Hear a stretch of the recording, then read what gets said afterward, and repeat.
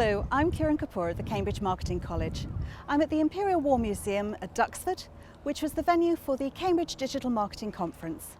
And my guest this week is Ellie Morgan of Studio 24.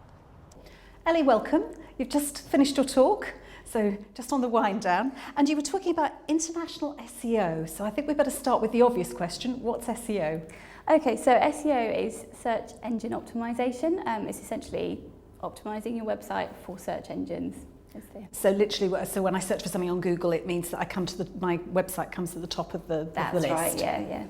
Okay, and there are all sorts of various tricks and things that you can do to try and get your company recognised. So you can pay for things, but you can also do other things, can't you? Yes, you can do organic optimization, which actually that's not paid for at all. That is something that you can do, and that's where kind of the tricks of the trade come in. There's also paid search, which does mean that you pay somebody like Google to actually produce adverts, and there's actually a platform called AdWords you use for that. Okay, so why is international SEO different from domestic SEO? So international SEO means that we're targeting users in different countries. So that does mean that there's a huge amount of things that we need to consider when we're actually optimizing for users in a different country. Some of those things include language, obviously. Some countries use different search engines. It's not always the norm, it's not always Google or Facebook. So we have to make sure that we do plenty of research to inform ourselves as who these users are and what are they doing. Okay, and you had sort of three key areas I think you went through. So one of them was geo-targeting. Yeah. So tell me what geo-targeting means. Okay, geo-targeting is basically targeting users based on their geographic location, is the standard definition of that. So that's when I'm wandering around with my mobile phone and I get something that says, I don't know, there's a coffee shop round the corner or something like that. Is that geo-targeting? Yes, yeah, that's somebody geo-targeting you, yes, yeah. And can it get more, that seems quite sophisticated, but are there other ways you can geo-target? Yeah, you certainly can. So essentially geo-targeting is finding your location and things that might be useful to you within that location. So then what we're looking at is something that's a bit more advanced. It's actually targeting users because they're in a different country. So they're in a region of a country, and we need to make sure that what we're presenting to them is useful to them, it's in their language, and it's actually relevant to the local amenities or whatever we want to actually advertise to them. Okay, and I think you had some examples of how to do it, people that have done it well. When we're actually geo-targeting, some URL structures are better than others. So there are kind of examples where we can see that people have used the country code. So if you see something that's /FR, there's somebody using their country coded top level domain, and that's the best way to geographically target users using the URL structure. So instead of having let's use my own company, so marketingcollege.com, I would have marketingcollege.fr, would that be right? That's exactly right. And does that mean I actually have to buy that in France? It does mean that you need to already own that particular URL, which is the problem with that URL structure. And there are other ones there are other ways of getting around that. You don't need to own the actual country coded top level domain. You can use subdomains and subdirectories as well.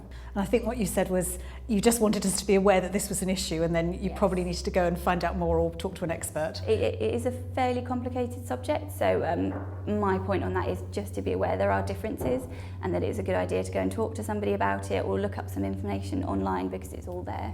Yeah. And is it important to every company to be able to do geo-targeting, or is it just particular types of companies that need to do it? It does, yeah. It does entirely depend on your actual product. I would say for somebody like a restaurant, for example, geo-targeting is incredibly important for a restaurant because it's in a specific location rather than, say, somebody who supplied something solely online. There is no location for people to go to. Okay. And you had other examples. So the other one you said obviously was language. And I suppose if I was thinking about international optimization, that's probably the first one I'd have started with. So why, but you said don't use Google Translate. Yes, if possible, Google Translate isn't the best option to use. So it's kind of like thinking about it as what would your users prefer to actually read. So I think that human translations are just so much more valuable than just translating your content with Google Translate, just because it resonates better with your audience. And also search engines do prefer human translations because it sees Google translations as an automated translation or automated generated piece of content, which isn't good for search engines. Okay, so, and is that very expensive to do? I would imagine that actually having something human translated wouldn't come cheaply, but I think it's a worthwhile investment. And potentially, if you're redoing your website or just creating it in another language for the first time, it's sort of a one-time thing that you need to pay for. And then ongoing, if you're generating blog pieces, then you would need to have a partnership with sort of a translation agency of sorts. But presumably it means that you're actually thinking in the way that your audience would actually think, and therefore it's structured in the right way. Yes, definitely. Yeah, I think an audience would certainly prefer to read something in good language, especially if they're interested in the product or service that you're selling. Yeah, it's very hard to force yourself through a website that isn't well written. Yes, certainly. And then the other thing you had, and it was a phrase I'd never heard of, which was search engine proofing. What's that mean? So that's just the section basically where I wanted to talk about using search engines' own separate guidelines to optimise for. So the classic example is Google. That's what we all here optimise for in the UK because it is the most used search engine. There is also Bing and Yahoo, but essentially if you're optimising for Google's guidelines, it's going to be the same across the board. But if you're targeting users in China, for example, then you're going to need to look at a different search engine because Google doesn't have a huge market share in China. Their main search engine is one called Baidu. So you're going to need to find out what their restrictions are and what you actually need to optimise for because their priorities are slightly different to Google's. So what sort of priorities would they have? A really good example of this is when we talk about Google and when we do general SEO for anyone, and we're always kind of going on about how content is king, content's really important, you need to have content on your website over and over again. However, with Yandex in particular, the top Russian search engine, they actually prioritise different things above content. It actually lists content length as being a medium priority, and for Google's guidelines it would be at the very top for top priority really, so that's interesting. It is. So what does Yandex see as much more important? So they look at kind of things like keywords in titles, keywords in URLs, domain age, which are things that Google may take into consideration, but they're not top priority. They might have been a few years ago, but they certainly aren't now. Okay, and the other one you used was, I tend not to think of Yahoo as being a particularly large search engine, but apparently it's big in Japan. Yes. Well, their market share is about 51%. I believe Google's is kind of around 34%, and then there are some other ones that kind of are in there as well. So Yahoo Japan would be another search engine that you would need to look at. And again, do they have different requirements? Because it's Yahoo, I don't think there would be such a huge difference, but again, it is one of those things that is best to check on the side of caution. Just make sure that there aren't, glaringly obvious things that you need to do.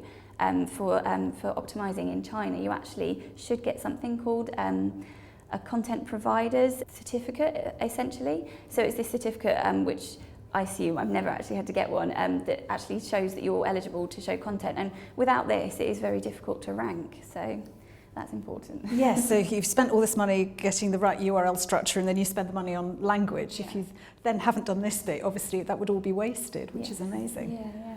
So that's quite impressive. Any other sort of tips that you would give somebody who was interested in international optimization? Yeah, so certainly, content translation is the top priority.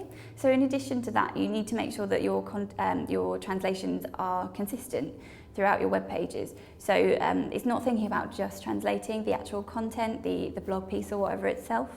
You need to think about making sure your buttons are actually translated, making sure any kind of product details are translated, headers, footers, meta details. That all needs to match up with the language that you're targeting. So metadata, that's the tags, is it? The meta tags, they are the snippet of content that will show on a search engine results page. So you can tailor these to suit the page exactly and pop your keywords in there as well to make it extra relevant. The other thing is having the local currency as well. It's quite it's something that you can miss easily, but having the local currency is obviously an indicator to a search engine as to who you're wanting to target in which country. Yes, and again, if you've gone to all the effort of making it personalised, if you then stick pounds on the bottom, it doesn't quite have the right feel, does it? And again, your users are going to need to then calculate their own their own currency out of that, which isn't ideal for user experience. Yeah, and the other one that always gets me is when they get all that bit right, but they forget that I will then have perhaps international delivery Yes, charges and of things, course. and suddenly you're searching around to find them. Yeah, so certainly thinking about your user experience in the customer journey would be really important as well. So it sounds like you actually have to you have to do all this, but you also still have to do the basic marketing things of Yes. thinking like a customer, having a persona, working it through. Yeah, I would definitely think of it as kind of a cycle of doing this research, this sort of market research, finding out what your restrictions are, and then actually applying it to your users instead of just kind of jumping straight in and getting your website and thinking, oh, I actually need to optimise for this particular search engine for my users. My users don't do this, and they normally would. So yeah. Yeah. Okay. Ellie Morgan, of Head of Digital Marketing at Studio 24. Thank you very much. Thank you.